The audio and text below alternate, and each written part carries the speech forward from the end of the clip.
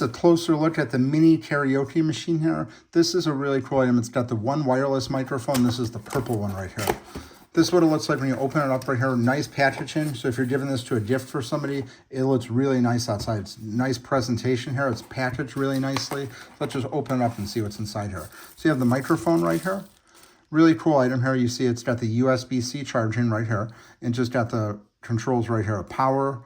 That's the microphone, and then the up and the down right here. So really cool item. You can see it fits in the palm of your hand really nicely. Really cool item. So let's see what we got right here. This is the Bluetooth speaker that for the karaoke. It's got this leather strap on the top right here. And again, this is the purple one right here.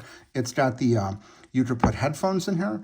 It's got the USB-C charging right here. And it looks like you could put a insert right here, the drive right here. So you could put the scan disc thingy right inside there. And on the top right here, you have the power, the play, the pause, the down, the up, and it looks like a memory button here. But this is a really nice item. It's got the rubber at the bottom here so it doesn't move when it's sitting down. But all of our information that we found online, these had some really great results. These do come in 1 and 2 microphones.